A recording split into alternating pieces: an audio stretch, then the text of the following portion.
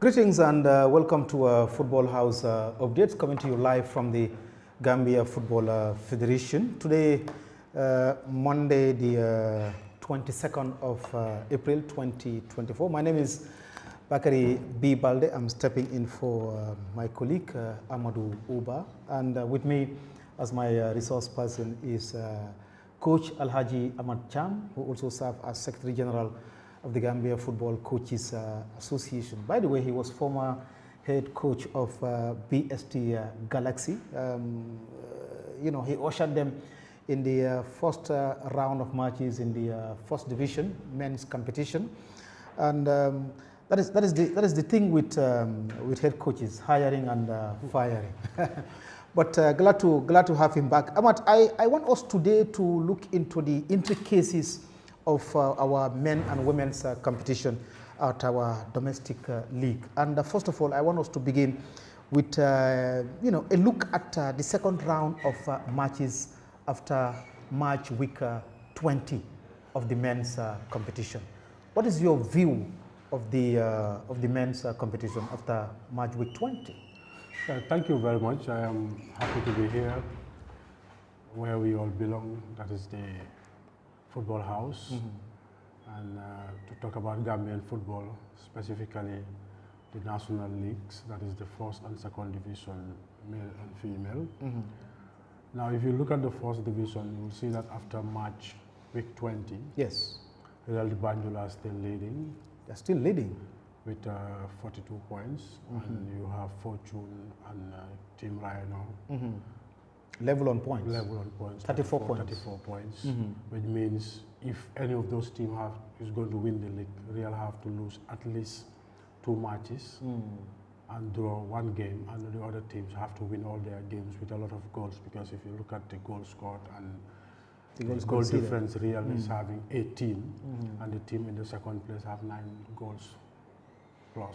And all these things are possibilities. Real losing and also these other teams winning as well. They're all possibilities. Yeah, in football, you don't say nothing is possible, but Real losing 2 games in a row and drawing, it's going to be difficult, because it's a very organized team. Yeah. And they know what they want. Exactly. And they know how to get what they want. So it's, if not the most organized, it's one of the most organized. You've been a Real de Banjul former head coach. You know the Whites very well.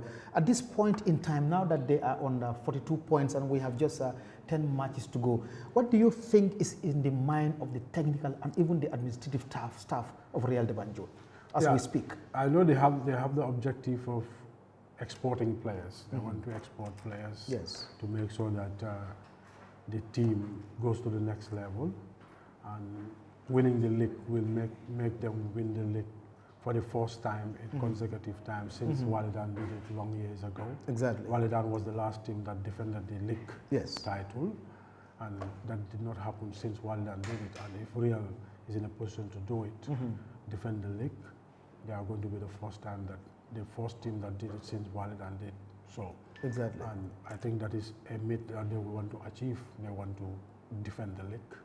And the way things are going, it's very, very possible that they will defend the league. Fortune is, I know the Fortune manager, and you have a very close affinity with the Fortune management, even though you've never coached them.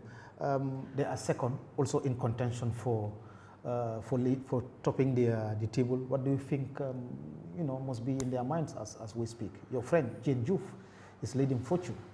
Yeah, I know it's a team that works extremely hard, and their players are players that are composed, players that make sure that they follow what the coaches are telling them, because I worked with them briefly when they went to the Champions League, when we played Eten Setif in the Gambia, and went to Algeria. Unfortunately, we did not qualify after beating them here 3-0. We lost 3-0 and lost on penalties on the day. So it's a team that have determined young players. But my problem right now is Mustafa is not scoring the goals. And the goal poacher. Yeah, he was the one who was scoring the goals. He was at one time on top of the league with a lot of goals. Yeah. But right now, he is finding it difficult to hit the net. And because he's finding it very difficult to hit the net, they are also struggling in scoring goals. But in spite of the motivation that the fortune management is exerting in the team. President Hassan Dur is doing extremely well in order to motivate the boys and putting up all the logistical arrangements necessary for the successful conduct of their training sessions and getting into competitive matches. And that is one of the reasons why they are where they are, because of the motivation, the organization, and the hard work of the players. Because as coaches, you always look at the players, because these are the guys who are going to give you the results. If they are not at the level they are supposed to be, you'll always have issues. And I think the players are really committed. They work very hard, and the coaching staff are also very committed. Jane Youth travels every day from Bara to the Gold Project to make sure that they have their training sessions and they're in a position to, I think, yes, it's possible, but Real have to throw it for any other team to win it. That's it. Coach, let's look at the other teams in contention. That is Falcons, Team Rhino, and Greater Tomorrow. Fortune and Falcons are on the same points, second in position 34, but we have Team Rhino 31 and Greater Tomorrow on 29 points. I think it's for Greater Tomorrow. I think they play exciting football. Yes. They play very exciting very football. Good youngsters. It's a team that keeps the ball. Their technical abilities are top. They score great goals. For me, they have one of the, if not the best young player in the league, is among the best young players. And that is Fadiga. He's doing extremely well with the team.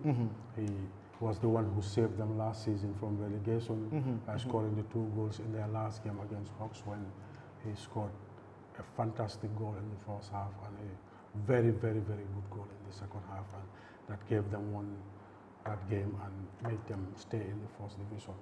I think what they are doing is just to make sure that they maintain themselves as a first division team. This is the second season. If they are in a position to finish in the first 4, first 5, it's a great achievement. If they can make it into the first 3, that's top. Because it's a team that is in the second year in the first division, and they will want to keep themselves in the first division. So let's look at the other teams that are in this situation. It looks like a mini league. You have 3 teams in contention for the title. You have 2 teams that are at the garbage position, battling to go against the relegation, and also the teams that have established themselves in the middle. For example, GAF, Steve Biko, TMT, and also Marimo. Biko of late, they are slow starters, but of late they are coming very fine. So also is Marimo and TMT, with all the energy injected into that team. TMT. You'll see that Biko, when the league started, Biko lost 3 games in a row. In a row, yes. And they were at bottom of the table. Yes. But they were in a position to fight back and won a lot of games, and were in a position to climb up the table. And you will see that is why they are where they are.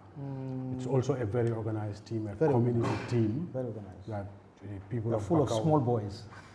People of Bakau love the team, and they have one of the deadliest strikers in the league, in Lamin Silla. He's banging in goals week in, week out. Probably he can easily win the top scorer of the league. So it is a very organized team, and it's a team that interplays. They don't just play long balls, they try to keep the ball. And it's one of the teams that always play with 2 strikers. Because of the system they play most of the time with 3 center backs, with wing backs who are marauding, who attack a lot. And they always have 2 strikers who are in a position to give you a lot of troubles, that is any defense, and they take shots. They are a team that take a lot of shots. What of GAF? They are just 2 points adrift of Biko. GAF. Yeah, when they are so institutionalized that for a very long time they have established their standing in the league. But at this point, we would have thought that they should be one of those top contenders for the league title. But they are still at the middle of the table. Yeah, they won the league about 3 years ago, 3 or 4 years ago. So it's a team that also have a lot of energy, a lot of youngsters, very good players. They also have a lot of experience. Samsidin Baji is part of them. He plays in their midfield. Sometimes he's the captain. They have players who have been playing in the league. They have the experience. And the coach also played in the league, played as a goalkeeper. He's now the head coach. That is Adama Jata. And they're also putting a lot of efforts to make sure that the team moves to the next level. Because for me, they are building a solid back.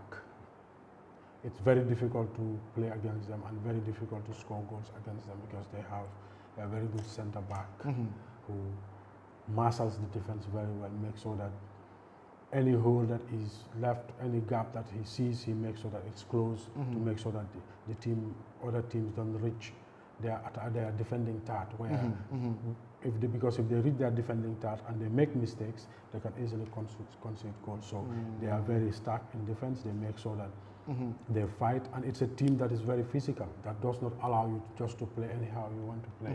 They come on you, they tackle, they fight for every ball, and because they fight for every ball, it's very difficult to teams to play against them. Two crosstown rivals, Bambara and Brikama United, are sharing points on 24 points. Just recently, Brikama United's head coach also suffered a firing sting. What's the problem with Brikama United? Yeah. Did you observe anything regarding Brikama United's progress? Yeah, I think the one thing for me, one mistake they did is leaving some of their experienced players, like if you talk about Duta, Seni Sambo. Duta Seni. I think he did very well with Bambada in promoting them from the second division to first division. Yes. He played very well, played a lot of games, and he's a shot taker. With his experience, I think he could have been around the team with the other players like Suleiman, Sao, all these players, to mold the young players that are coming so that they can see with his experience, he can teach the players on training, he can also teach the players during games. And I think some of these things, some of the things that were affecting Brikama at the early stage of the competition, but with the coming back of Seni Sam, Seni, the team captain, who was sent off in the last game against Real de Banjul, I think he scored the first goal against Real. When he comes back, because you see that all of Brikama calls him powerful striker. Yeah, he's powerful, he is. he's pacey, he can take shots. And sometimes he scores goals that you don't even think somebody can just take the shot and score those type of goals. So for me, I think the experience in the team was lacking at some point, and they had to bring back the players like Suleiman Saho to come and help the team in the second round. So especially in the middle of in the middle of the field, and because football, it's all. If you lose the battle in the midfield, you'll find it very difficult to win matches, because it's just like the human body. If you have issues with your waist, you find it very difficult to walk. You find it very difficult to sit. So the midfield, it's where people always try to fight and win. When they win the midfield, they can easily create goals. Midfield players will create goals for the forward players, and the forward players most of the time will try to hit the target. Before we come to the bottom clubs, let's look at these two, especially for Banjul United. They are fifth from the garbage position. Banjul United looks like they are missing that community feeling when they first came into contention for Division 1. I think it's still there. It's still there because when they play, especially when they play in Banjul, you'll see that all the Banjulians will rally behind the team, and it's very difficult to play against them in Banjul. That is Banjul United, Banjul, and if you look at, it's not only KG5 Banjul is United, their fortress. From Marimo, Marimo also have 24 points. From Marimo coming down to Walidan, I think all these teams, if they don't work hard, all these teams, there is a possibility that all these teams can be relegated. One or two of them can be relegated because the gap is not big. Walidan is on 19 points. You have Banjul, who are Banjul on 20, BST on 23. Then you have Banjul United on 23. Then you have other three teams on Brikama 24 United points. And Bombara, So all these teams, depending on the results they are in a position to achieve in the next 10 games, there is a possibility that... What position did you leave BST with? Yeah, when I was leaving... At the time you were fired? When I was leaving, the team was in 11th place. And 11th place? Yeah, they were there for a long period because they did not lose matches, but they did not win games. So now they are fourth from bottom? Yeah, but it's a team with a lot of quality. I know the type of players that are in the club, the type of players that are in the team. They have a lot of quality players. They just need to work extra hard. You've been watching them even after when you left? You've been monitoring their progress? Since I left, I did not watch the team play. I did not watch the team play, but I communicate, I talk to the players. Sometimes I talk to the staff. But I did not watch them play physically. They have quality materials. They have a quality and motivated team, as well, I guess. And a very motivated team. Motivated team, yes. So they just need to win one game yes. to pull off. Because if they win one game, that will give them the confidence they need to fight for the other matches. So if they're in a position to win one game, which I think they have the quality to do, the quality is there. Before I left, we were in a position to acquire very good players. One from Armed Forces, Lamin Fofana. Yeah, exactly. Top exactly. flank player, good runner with the ball, takes shots. They also have Mustafa Juf still in the team. Yeah, those are your boys. They still have you molded them. Musa Jata, who came from Banjul United, and there is this guy from Talinding United, also Babukar Jaju. Okay. So they have a good quality. I raised this lack of community touch for Banjul United, but it's similar to Banjul as well. They are also tired from relegation struggles, not far away from Banjul United. I don't know what is the problem with the Banjul teams. When they are playing at home at the KG5, we know that it's a fortress for any team that is coming to play against them. But outside of the KG5, it's a problem. Yeah, they were in a position, before they played Walidan, I watched their game against Fortune. They played a 0-0 draw, even though they had 2 players sent off in the second half. Fortune also had a player sent off in the second half. And they played the game 9 against 11, and they were in a position to keep it, make sure that they did not lose the game. Because, the objective is, for most of these clubs, is when they go outside, they don't want to lose these games. They at least pick a point, go home, and you will see that when they picked the point against Fortune, the next game they played Walidan. That is, and when they played Walidan, they were in a position to win that game 1-0, and that is one reason why they left that second bottom to now in the playoff position. Wabanjul. Now let's look at the 2 teams at the red zone, Walidan and Samga. Walidan, it said that we have to check that for a fact that it is one of the most successful clubs in Gambian domestic football, and one of the clubs that have earned more medals and more awards and more silverware than any other local club in the country. Yeah, when you talk only 1 point is separating the two, 18 and 19. Samga is at the bottom. When you talk about trophies, they are the team that win most of the trophies in Gambian football. And I think Real is number 2. But these are 2 teams that used to compete a lot. Yes. They became rivals when Samga came into the 1st division, and there was a season when they played a game in Serekunda West. I was there to watch the game. The stadium was full to capacity even before the match started, just like an international game or a Nawetan game. It was full to capacity, just for people to go and see it, because it was a decider. If Samga was in a position to win the game, they would have gone on top of the table and probably win the league. But unfortunately, they did not win. They lost to Walidan. And the same season, they played Walidan in the FA Cup finals. First half, Samga was leading by 2-0 at the Independence Stadium. Second half, Walidan came back and won the game 3-2. They scored 3 goals in the second half. I can fully remember late Ibrahim Sonko, known as Baines, scored the equalizing goal. Yes, Ibrahim Sonko, yes. When they won, when they were in a position to win that game in the second half. So there was a period that they were the teams competing. This was the period when Real was struggling before the change came with Willie coming as the president and having Bakary Jame and Pais Fasamba running the club. They were struggling because I can fully remember when I was coaching Kairasulo, we played in the FA Cup against them at Serekunda West, and we defeated them 2-0. So Kairasulo was in the 2nd division, Real was also in the 1st division. So these were periods that Real had to go over to reorganize themselves, and which they did successfully, and reorganized themselves and are in a position to make sure that they are on top of the league for a period, and they win the league. They won the league in the last, from 2014 to date, twice, and if they win it again, it will be the third time. Wow.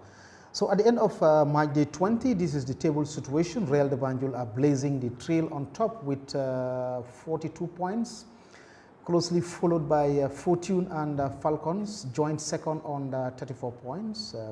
Then we have other teams that followed suit. Team Rhino, Greater Tomorrow, GAF, Steve Biko, TMT, Marimo, Bombada, Brikamo United, and Banjul United in the mini league division, middle of the table. And we have the bottom clubs, Samga, Walidan, Banjul in the playoff position. We did not talk about TMT. I think they are also fired with a lot of energy and motivation. TMT and BST, when they came into the second division last year, they changed the dynamics of the game. Exactly. Because you would see that during that period there is a lot of social media campaign for both clubs. And when these two teams played at the Gold Project at the home of BST. And they created a lot of fans club. Yeah, a lot of fan club.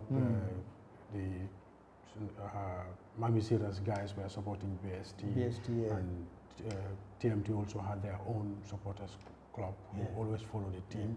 And this day, and they have a president who is very patronage to football and supporting young boys. Yeah, and when they played at the Gold Project, you will see that the stadium was the park was almost filled to capacity even before the team came out from the dressing room.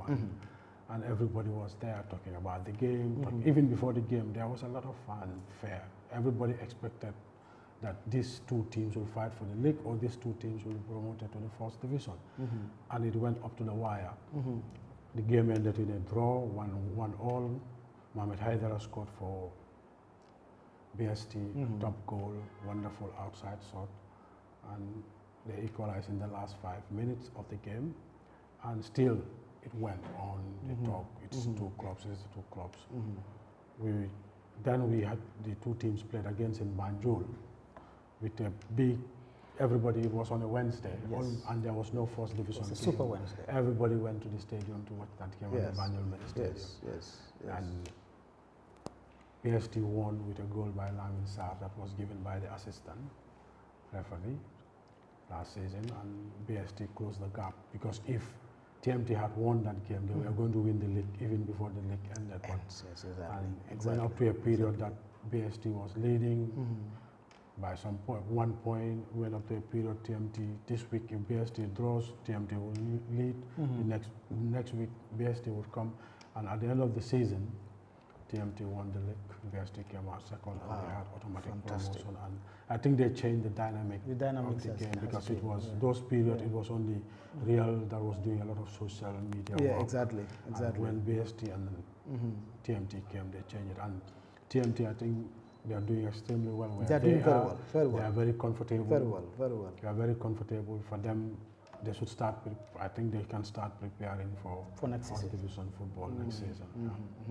Thank you very much. You are reminded that this is Football House updates coming to you live from the Gambia Football Federation through our Facebook page, and it's meant for all our stakeholders and people following us from the football family from here and abroad. I am here in the company of our excellent colleague and brother coach, Alaji Amat Cham, Secretary General of the Gambia Football Coaches Association.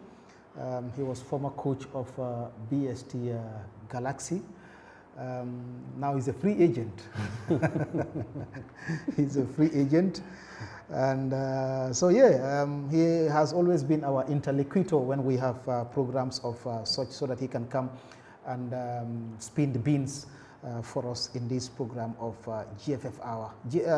Football House updates, rather. GFF Hour instead is on the radio. Football House updates is on the internet. All right, Coach. You are not akin to only first division and some other areas of our football. So you also have a take in the League Division 2. I want to ask you about your affinity with Division 2, because there is a new name on top of that standing, and I'm sure you are not surprised. Yeah, Heart FC. I watch football Everywhere. Everywhere.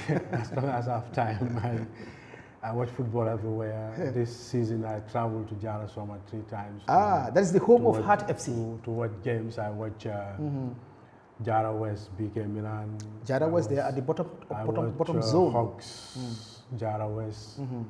I also watch Hearts Elite in Jara Soma. I Okay. think Hearts is doing extremely well. Very well. Very, because, very well. It's a team that was from not long ago. Yeah. Not yeah. long ago. Yeah. And they started as a football academy. Academy, played yes. in the Norway Yes. Oh, played in the regional league. yes. And were in a position to win promotion to the second division.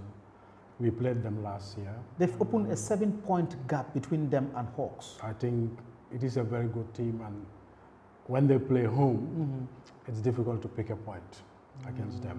Jara West. Yeah. In Soma. In Soma, when Okay. they play in Jara Soma, Yes. it's very difficult. Yes, few teams went to Jara Soma and pick a point against them. Just for them, just after match day 21 in League Division 2, Yeah. they are on 40 points and Hawks are on 33 points.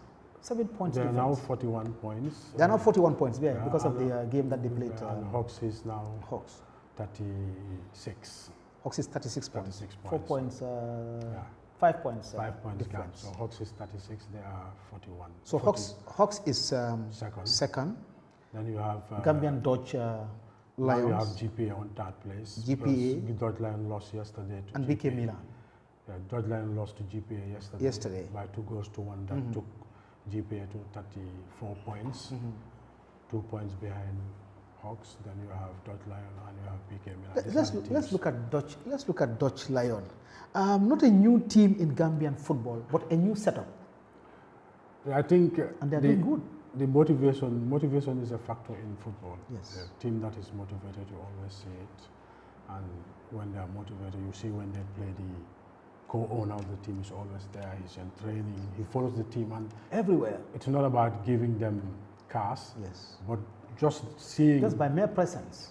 the team takes extra mile. They work extra hard just to please him. Yes, he left all what he's supposed to do, and he's following us around.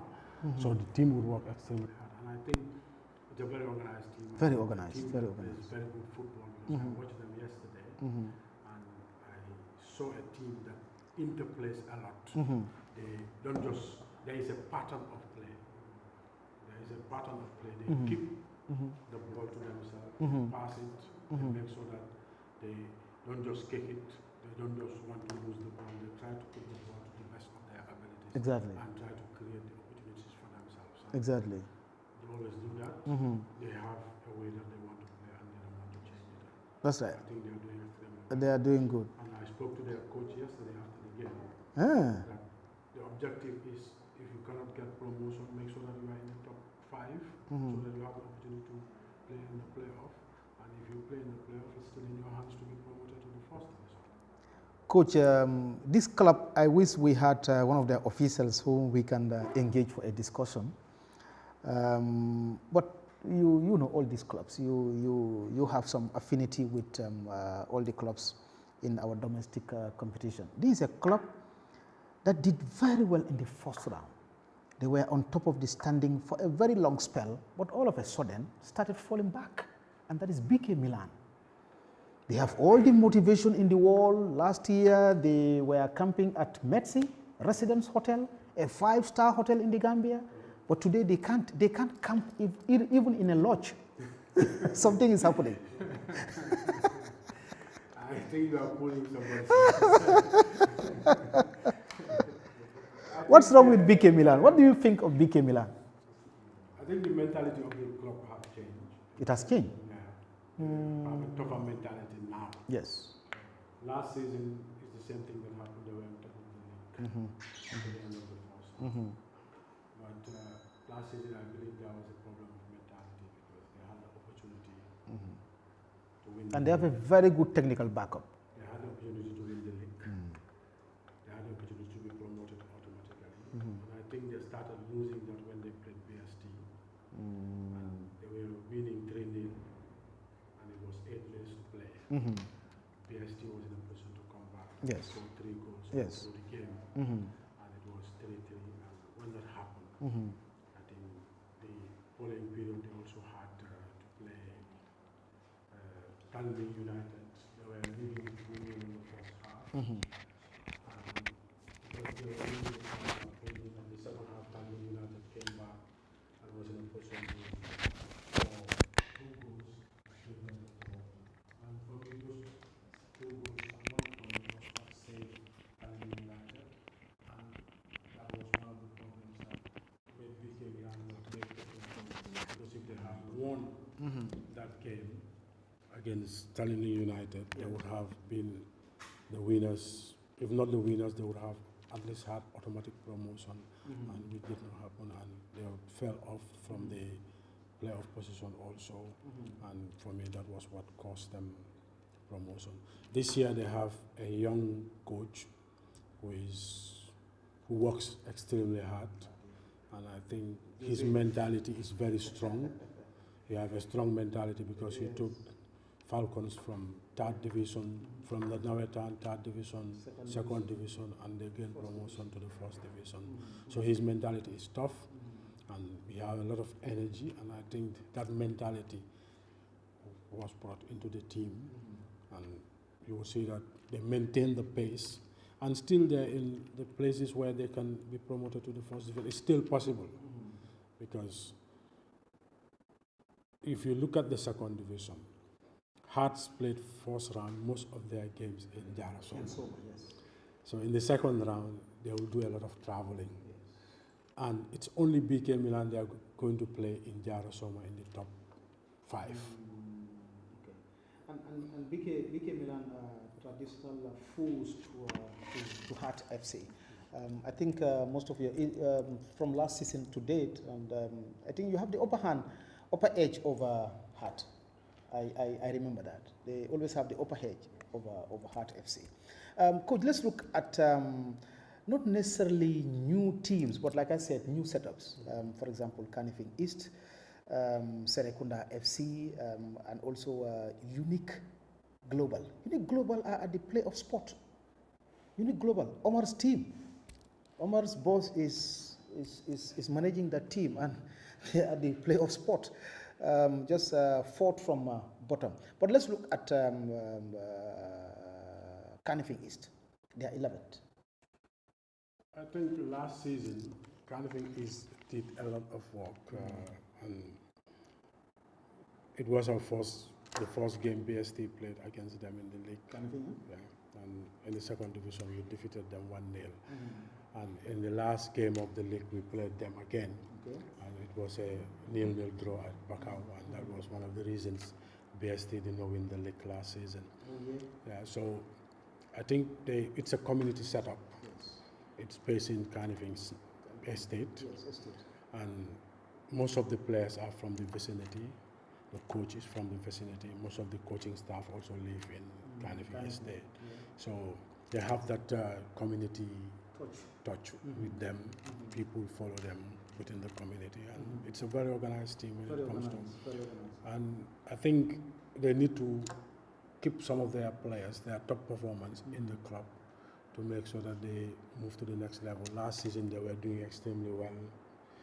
They were one of the first teams to defeat TMT in the league, and after Kote Jombulo, I think it's Kote Jombulo who was in a position to take 4 points of TMT with BK Milan and BST.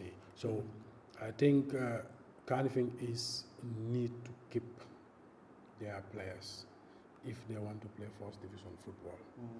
To maintain their players. Yeah, they have to maintain their players, and they have to have a mechanism of making sure that these players are maintained. In the 2nd round of the 2nd division, some of their players left. Most of them are star players. One is a centre back, Anthony. Anthony went to join TMT. Wow. And one of their best offensive midfield players, I don't know his real name, but they call him Deco. I saw him play for Ports yesterday. So, and I think these are things that is going to hinder going to the 1st division. If you have top players, you have to try to keep them up to the end of the season. And at the end of the season, if you got the promotion, if the players want to move on, then that's another thing. Closely, they are just a little bit behind Medina United, Medina FC. Medina FC got their promotion through the Banjul region qualifiers. They also have a mentality of academic football, you know, coming from that academic background. They have very good managers. I saw our senior colleague Tijan Masane Sise, who is behind the administration and especially the communication and media aspect of this team. What do you think of Medina FC as well? They are full of youngsters. Yeah, they are full of youngsters. They have some experienced players, not many. They also had, in the second round, they had 3 players from BSD who joined their ranks. Mustafa Jaju, an offensive midfield player, Sidi Drame, Abubakar Drame is a younger brother to Kajale Drame.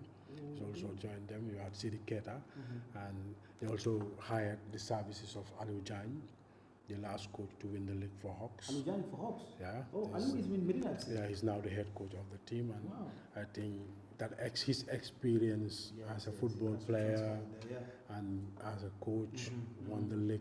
Not in a long. He understands the league. He understands the league. He knows what he wants, and the team also have motivation that is also needed in the game. They have their own complex where they train, and I think that has also changed since Aliou came into the team. I think they have been doing extremely well, and these 3 additions also would add value to the team, and you can see that they have moved up the table. There was at some point they were around the bottom half of the table, but they have now moved up the table. Because they have moved up the table, I think that's wonderful. They did good recruitment. They were in a position to look for players they wanted and got those players, and the players are also, I think, enjoying playing with them. They are very good quality players. We don't, coach, we don't have a Gamtel FC stroke Gamcel FC in our league competition, but a resemblance of that institutionalized team is Serekunda FC. With the coming back of champion coach Tafa Mane, and you have a lot of former Gamcel FC coaches and managers in that team. You would, of course, want to suggest strongly that this is just a Gamtel FC management, Serekunda FC. Yeah, I think they also came with a project, and in their project, they want to be a first division team in 2 years. And they recruited players based on what they want to do, because they don't only want to play in the league and stay in the league. They also want to be in a position to export football players to other countries, and that will beef the resources of the club. Recently, I saw that they bought a bus, a Mini Costa, and they're trying, and some of their players are lodged. They have their own. They have their own house.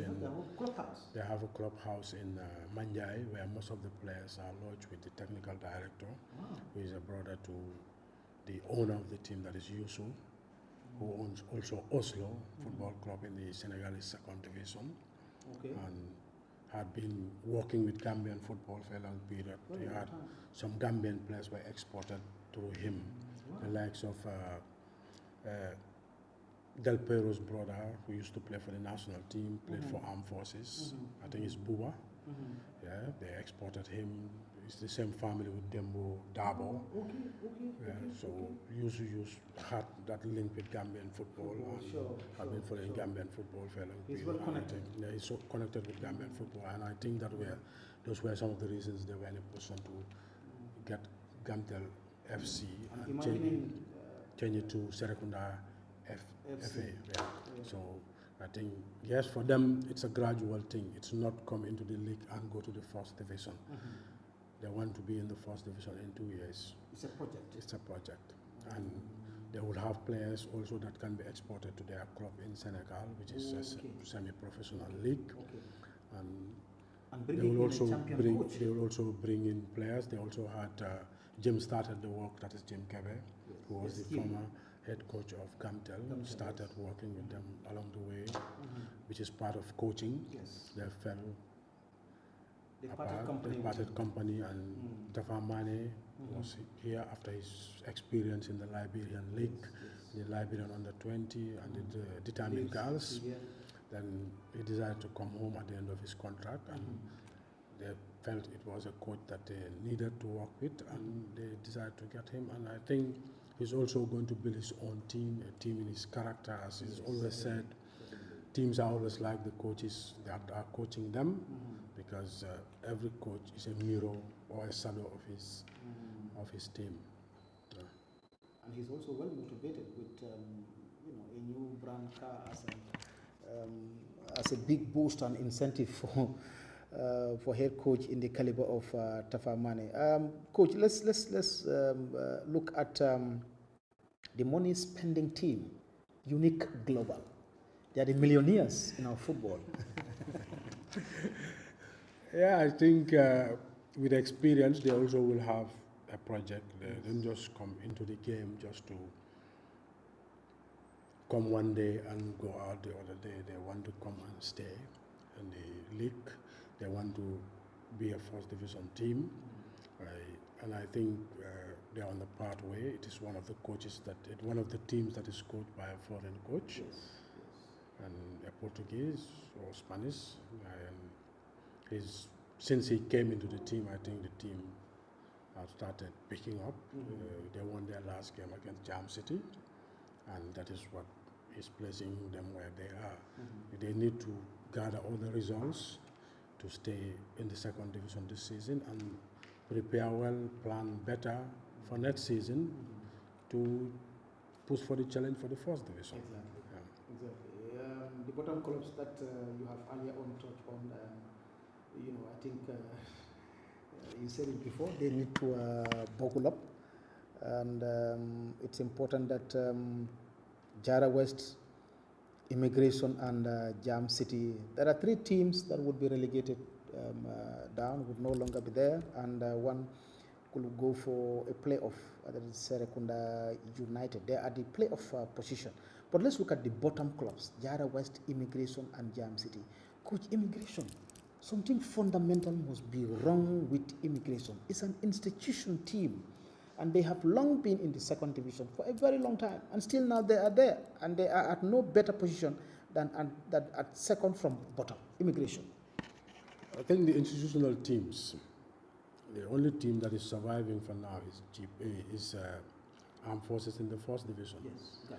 GPA is in the second division. They're all struggling. They're winning games. They struggle. So the institutional teams need to look at what is wrong within the institution. Is the institution ready to take up the team full, or there are issues with the teams? Because last season before last, when GPA got relegated, they went up a period, the players had to go on strike because they felt there was no money for them, they were not paying them their allowances. And this season also it happened. So those clubs have to look at what is wrong and try to remedy the situation. And for me, it's organization, the motivation, whether the players are getting the motivation, whether the organization is there to keep those institutional teams. The institutional teams used to compete. When Gamtel was Gamtel, for example, they won the FA Cup 4 times in a row. They won the league. Then Armed Forces, when Armed Forces was Armed Forces, they won the league. They did extremely well the following seasons. Ports was also always winning the league or competing. So there is something wrong that they have to look at. Figure it out as institutional teams. Fundamental. Yeah. Figure it out as institutional teams and go and table it and rectify it to make sure that they go back to their glory days. And if you look at the 3 teams you talk about on the bottom of the table, you look at Jam City. They lost a lot of their players to first division teams. Jam City. Yeah. They were a contender last season. They played very good games in the second division. They were winning big teams. They were in the playoff last season. Unfortunately, they did not make it to the first division. So they did extremely well last season, but this year they are struggling. They lost Ismaila Kamara, who was their team captain, very influential. He used to wear number 10 to BST. They lost one of their center backs. They call him Kimpembe. top central defender, left footer, rare quality, to Fortune. So they miss some of the players. Alassane Yirajang went back to Real de Banjul. He was there on loan.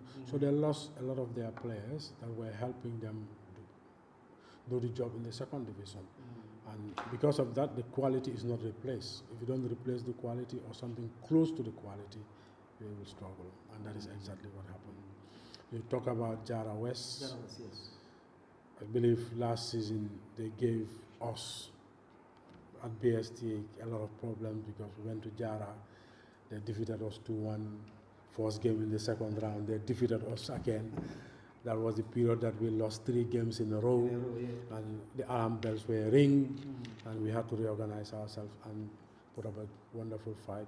So this year they're also struggling because it used to be very difficult to pick a point in Jara when you play Jara West. Now it's easy to go. Jara teams. Yeah, their home ground is a fortress. Yeah, it's now easy to go to Jara and pick a point against Jara West, or even win against Jara West, which you cannot do with Hearts. Teams always struggle, which is possible. So I think those teams have to look at the organization, the motivation, what are some of the factors. They would know their problems, and to tackle those problems, they have to. If they don't tackle it, I see them playing third division football next season. Thank you, Coach. Let's end the program with a few future stories, which I'm sure you have 1 or 2 views about them. Just last week, at the middle of last week, rather, we concluded a 2-day CAF club licensing online platform for clubs and even for national teams, and that is very, very important. It is meant, as just CAF said, to professionalize our league and also try to improve growth and development. I'm sure your former clubs, Real de Banjul, BSD Galaxy, and the other clubs which I will not mention, you know, you would want them to also acclaim as far as this CAF international standards is concerned. What do you make of the CAF club licensing online platform? I think it's very important to take Gambian football to the next level, to make it easy for people to know where clubs are located, to make it easy to just go online and be in a position to get information you need about clubs. And anytime we are in a position to do that, that would take us to the next level, as it is by the Gambian Football Federation. It is part of the manifesto. It was discussed in the last club management meeting to take the league to the professional level where people working in football will be seen as people working like everybody. No more just go to work, close from work, and go and run a club. So you have it as a full-time job. It is one thing that you are doing for a living. That is what is placing food on your table and the table of your families. So I think that would be very, very interesting, and it should happen in Gambian football. I think it's high time, and it's very good that the Gambian Football Federation is thinking along that line to make sure that by 2025-26 season, the league is done professional, which is very key. Okay. One more future story is GFF Grassroots manager Ibrahim Anyasi and coordinator for regional coaches Lamin Sambu Ellis has today embarked on a nationwide tour to meet with and evaluate the work done by the GFF regional coaches and stakeholders under the purview of the technical department as part of the GFF and FIFA talent development scheme, which was inaugurated in the country in 2023. So the tour will also serve as a preparation stage for the continuation of the screening process for the under 13 and under 15 players for the provincial part of the Gambia. On Saturday, the under 13 and under 15 was held, the inaugural selection was held at the NTTC in the Old Yundum. So today, the regional screening will begin in the North Bank, LRR, CRR, and goes up to URR. What do you make of the junior category screening? Yeah, I think it stopped because it's been a long time. The Gambia did not play in the under 17s for WAFU, and because of issues that we all know, and we want to make sure that we have the players, give them the education that they need to take them to the next level. And it is always said, it's very good to catch them young. If you have a player under 13 and this player is training under organized coaches, top coaches for a period, it will be very easy to take that player to the next level. You do the same thing to the under 15s, and that under 15 you expect some of them to transmit to the next under 17. And you'll see that now when they go around, who are they going to look at? They are going to look at mostly players that are going to school. And at that level, these are the players that are expected to be that age, that is 15, 13. And these are the players that we expect to graduate to the next level. I think it is a top decision. I was at the Gold Project the last time and we just had a chip chat over it with some members of the technical department. And I think they are doing a great job. And most of the time, you don't see what they do, but they do a lot of work. A lot of work underneath to make sure that these players have the training they deserve. Finally, the Gambia Women's Under-20 national team is set to take part in the second edition of the West African Football Union WAFU Zone A football tournament, scheduled to take place from the 28th to 30th May 2024 in Thiès, Senegal.